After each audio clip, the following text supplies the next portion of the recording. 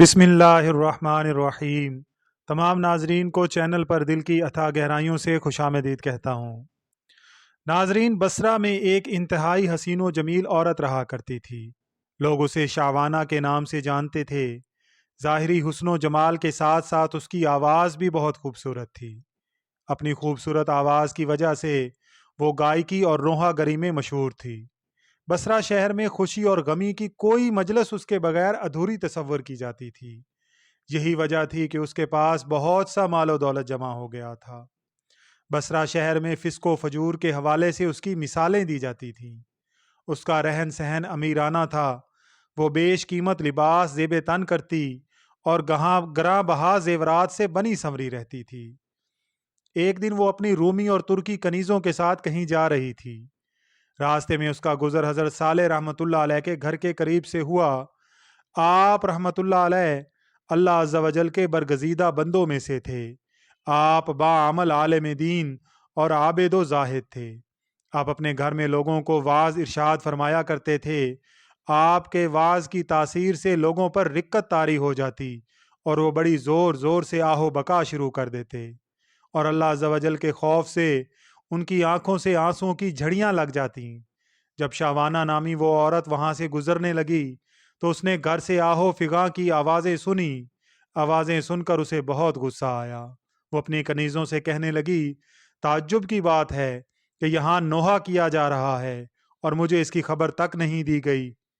پھر اس نے اپنی ایک خادمہ کو گھر کے حالات معلوم کرنے کے لیے اندر بھیج دیا۔ وہ لونڈی اندر گئی اور اندر کے حالات دیکھ کر اس پر بھی اللہ عز و جل کا خوف طاری ہو گیا اور وہ وہیں بیٹھ گئی۔ جب وہ واپس نہ آئی تو شاوانہ نے کافی انتظار کے بعد دوسری اور پھر تیسری لونڈی کو اندر بھیجا، مگر وہ بھی واپس نہ لوٹی۔ پھر اس نے چوتھی خادمہ کو اندر بھیجا جو تھوڑی دیر بعد واپس لوٹ آئی، اور اس نے بتایا کہ گھر میں کسی کے مرنے پر ماتم نہیں ہو رہا بلکہ اپنے گناہوں پر آہ و بکا کی جا رہی ہے۔ لوگ اپنے گناہوں کی وجہ سے اللہ عز و جل کے خوف سے رو رہے ہیں۔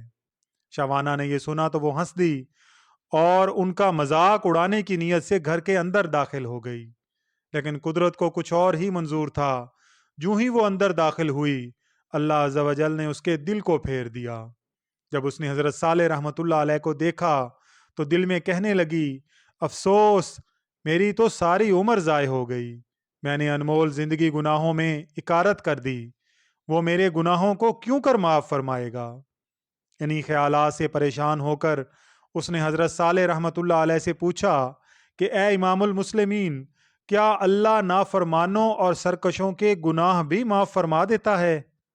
آپ نے فرمایا، ہاں، یہ واعظ و نصیحت اور وعدے وعیدیں سب انہی کے لیے تو ہیں تاکہ وہ سیدھے راستے پر آ جائیں۔ اس پر بھی اس کی تسلی نہ ہوئی تو وہ کہنے لگی کہ میرے گناہ تو آسمان کے ستاروں اور سمندر کی جھاگ سے بھی زیادہ ہیں۔ آپ نے فرمایا، کوئی بات نہیں، اگر تیرے گناہ شاوانہ سے بھی زیادہ ہوں تو بھی اللہ معاف فرما دے گا۔ یہ سن کر وہ چیخ پڑی اور رونا شروع کر دیا، اور اتنا روئی کہ اس پر بے ہوشی طاری ہو گئی۔ تھوڑی دیر بعد جب اسے ہوش آیا تو کہنے لگی کہ حضرت، میں ہی وہ شاوانہ ہوں جس کے گناہوں کی مثالیں دی جاتی ہیں۔ پھر اس نے اپنا قیمتی لباس اور گراں قدر زیور اتار کر پرانا سا لباس پہن لیا اور گناہوں سے کمایا ہوا سارا مال غربا میں تقسیم کر دیا اور اپنے تمام غلام اور خادمائیں بھی آزاد کر دیں۔ پھر اپنے گھر میں مقید ہو کر بیٹھ گئی۔ اس کے بعد وہ شب و روز اللہ کی عبادت میں مصروف رہتی اور اپنے گناہوں پر روتی رہتی اور ان کی معافی مانگتی رہتی۔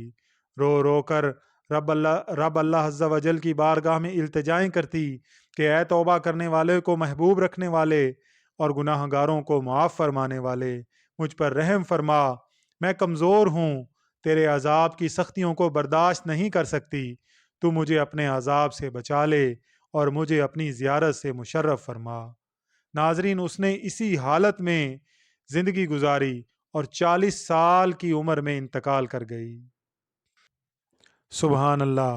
ناظرین، اللہ تعالیٰ سے دعا ہے کہ اللہ تعالیٰ ان نفوس قدسیہ کے صدقے ہمیں بھی راہ ہدایت پر استقامت عطا فرمائے۔ اللہ تعالیٰ سے دعا ہے کہ اللہ تعالیٰ ہم سب کا حامی و ناصر ہو۔ آمین یا رب العالمین۔